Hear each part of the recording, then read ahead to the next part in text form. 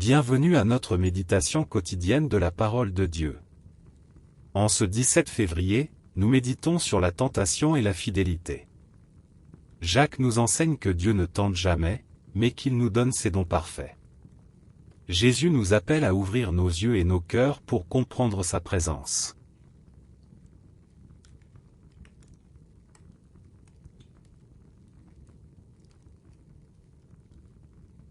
Première lecture. Lecture de la lettre de Saint Jacques. Heureux l'homme qui supporte l'épreuve avec persévérance, car, sa valeur une fois vérifiée, il recevra la couronne de la vie. Promise à ceux qui aiment Dieu. Dans l'épreuve de la tentation, que personne ne dise, ma tentation vient de Dieu. Dieu, en effet, ne peut être tenté de faire le mal. Et lui-même ne tente personne. Chacun est tenté par sa propre convoitise, qui l'entraîne et le séduit. Puis la convoitise conçoit et enfante le péché, et le péché, arrivé à son terme, engendre la mort. Ne vous y trompez pas, mes frères bien-aimés. Les présents les meilleurs, les dons parfaits, proviennent tous d'en haut. Ils descendent d'auprès du Père des Lumières. Lui qui n'est pas, comme les astres, sujet aux mouvements périodiques ni aux éclipses. Il a voulu nous engendrer par sa parole de vérité, pour faire de nous comme les prémices de toutes ses créatures. Parole du Seigneur.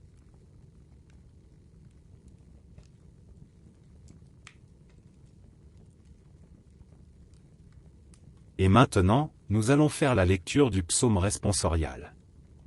La réponse du psaume sera: Heureux l'homme que tu châties, Seigneur. Heureux l'homme que tu châties, Seigneur, celui que tu enseignes par ta loi. Pour le garder en paix au jour de malheur, tandis que se creuse la fosse de l'impie. Réponse: Heureux l'homme que tu châties, Seigneur. Car le Seigneur ne délaisse pas son peuple, il n'abandonne pas son domaine, on jugera de nouveau selon la justice. Tous les hommes droits applaudiront. Réponse: Heureux l'homme que tu châties, Seigneur.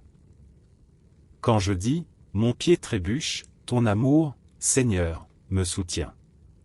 Quand d'innombrables soucis m'envahissent, tu me réconfortes et me consoles. Réponse: Heureux l'homme que tu châties, Seigneur.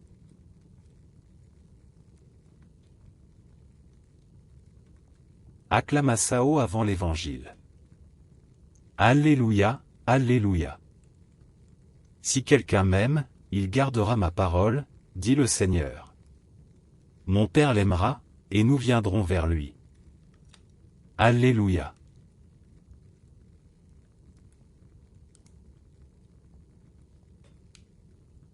Évangile de Jésus-Christ selon saint Marc. En ce temps-là, les disciples avaient oublié d'emporter des pains.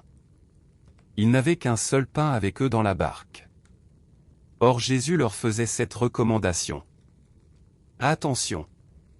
Prenez garde au levain des pharisiens et au levain d'Hérode. Mais ils discutaient entre eux sur ce manque de pain. Jésus s'en rend compte et leur dit: Pourquoi discutez-vous sur ce manque de pain? Vous ne saisissez pas? Vous ne comprenez pas encore? Vous avez le cœur endurci? Vous avez des yeux et vous ne voyez pas. Vous avez des oreilles et vous n'entendez pas. Vous ne vous rappelez pas? Quand j'ai rompu les 5 pains pour 5000 personnes, combien avez-vous ramassé? 2 paniers pleins de morceaux? Ils lui répondirent: 12. Et quand j'en ai rompu 7 pour 4000? Combien avez-vous rempli de corbeilles? En ramassant les morceaux? Ils lui répondirent: 7. Il leur disait: Vous ne comprenez pas encore? Acclamons la parole de Dieu.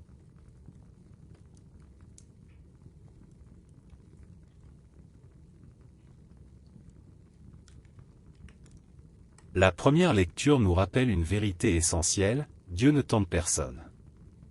La tentation ne vient pas de lui, mais de nos propres désirs désordonnés. Quand nous cédons à ces désirs, ils engendrent le péché, et le péché conduit à la mort. Mais Jacques nous rappelle aussi que Dieu est le Père des Lumières.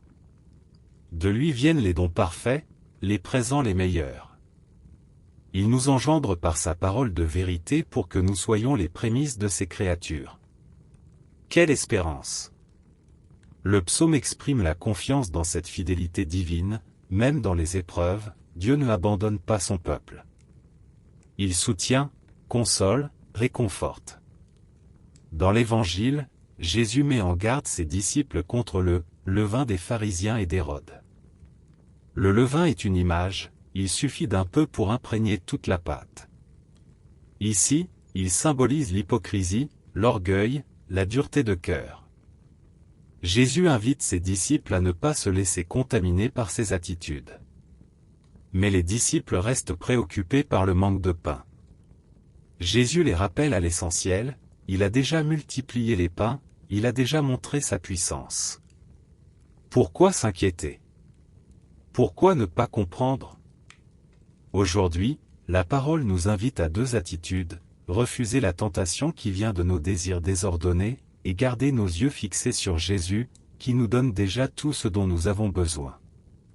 La foi et mémoire, confiance et vigilance.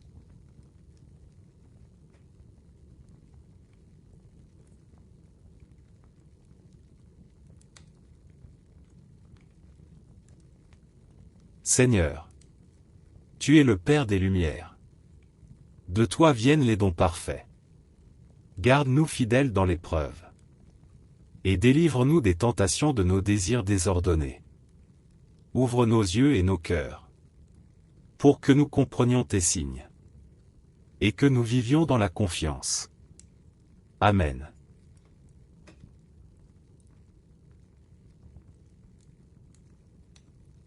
Que le Seigneur vous bénisse et vous garde.